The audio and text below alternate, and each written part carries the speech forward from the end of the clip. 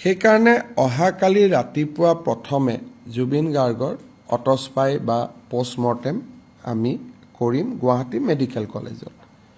আৰু এই পোষ্টমৰ্টেম কৰোঁতে আমি এইমছৰ ডক্টৰকো আমি জড়িত কৰিম।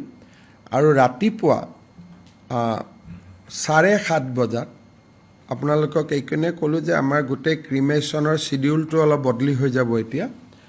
ৰাতিপুৱা 7:30 বজাত আমি জুবিন গাৰ্গক নতুনকৈ আৰু এবাৰ তেওঁক আমি পোষ্টমৰ্টেম কৰিম। আৰু এই প্ৰক্ৰিয়া 1 পৰা 1.5 ঘণ্টা সময় আমাক লাগিব। পোষ্টমৰ্টেম প্ৰক্ৰিয়া সম্পূৰ্ণ কৰাৰ পিছত জুবিনক আকৌ আমি সৰু সজাইলৈকে উভতাই আনিম। আৰু সৰু সজাইৰ পৰা আনুমানিক মই ভাবোঁ যে 9:30 বজা মানতহে এতিয়া আমি বা 10 বাজিব 9:30 10 বজাতহে আমি জুবিনক অন্তিম যাত্ৰাৰ বাবে আমি লৈ যাব পাৰিম। জুবিনৰ অন্তিম যাত্ৰাত যোৱা ৰাতিপুৱা মই কৈছিলোঁ যে আমাৰ এখন এম্বুলেন্সত জুবিনৰ পাৰ্থিৱ শৰীৰ যাব।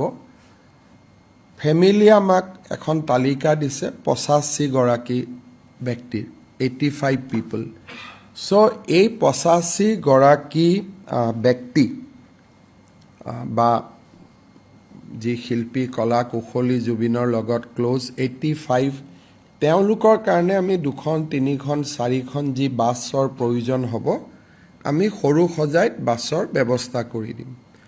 আৰু বাকী আমি গাড়ী মটৰ আমি সমদলটোত নলওঁ। যেনেকৈ আমি বিমানবন্দৰৰ পৰা লাহে লাহে লাহে লাহে তেখেতক আমি লৈ আহিছিলোঁ তেনেকৈ লৈ আহিম। ৰাস্তাৰ দুয়োফালে মানুহ থাকিব, শেষ শ্ৰদ্ধা জনাব খুজিব, তাত কোনো অসুবিধা নাই। আমি সুন্দৰ কৰি তেখেতক লৈ আহি আমি নিৰ্দিষ্ট স্থান য'ত শেষকৃত্যৰ কাৰণে আমি ঠিক কৰিছোঁ তালৈকে আমি লৈ আহিম। ভাৰতৰ কেন্দ্ৰীয় সংসদীয় পৰিক্ৰমা মন্ত্ৰী কিৰণ ৰিজিজুক প্ৰধানমন্ত্ৰী ডাঙৰীয়াই তেওঁৰ প্ৰতিনিধি হিচাপে এই শেষকৃত্য অনুষ্ঠানত উপস্থিত থাকিবৰ বাবে মনোনীত কৰিছে। আমি কেইগৰাকীমান ব্যক্তিক মাত্ৰ এই অনুষ্ঠানত অফিচিয়েলি আমি নিমন্ত্ৰণ কৰিম। অসমৰ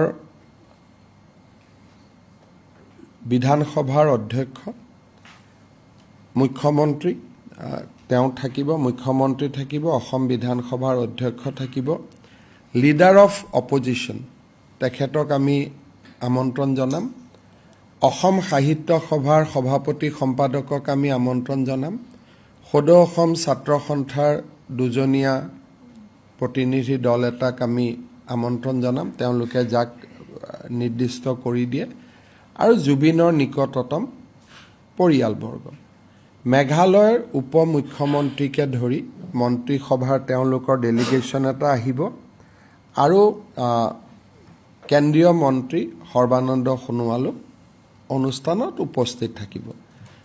শেষ সন্মান এই ব্যক্তিসকলে অসমৰ ৰাইজৰ হৈ বা ভাৰতবৰ্ষৰ ৰাইজৰ হৈ জনাব।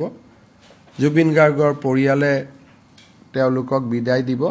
বাকী আমি যিটো ফিল্ম ফেটাৰ্নিটিৰ অনুষ্ঠান আছে তেওঁলোকৰ পৰাও এজন প্ৰতিনিধিক আমি বিচাৰিম। তাৰ বাদে আমি বাকী কোনো VVIP বা VIPক আমি নিমন্ত্ৰণ জনোৱা নাই। কোনোবা আহিলেও সাধাৰণ জনতাৰ লগতে তেখেতসকলো থাকিব লাগিব। আনকি আমাৰ মন্ত্ৰীসভাৰ সদস্য বিমল বৰা, কেশৱ মহন্ত, ৰণোজ পেগু দায়িত্বত থাকিব।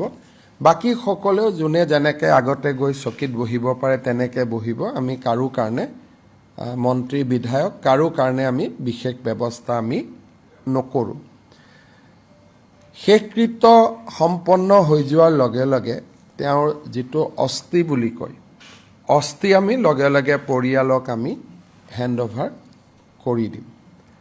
আৰু ভস্ম সাংস্কৃতিক পৰিক্ৰমা বিভাগে লগে লগে সংগ্ৰহ কৰিব আৰু তাক আমি ৰাখিম।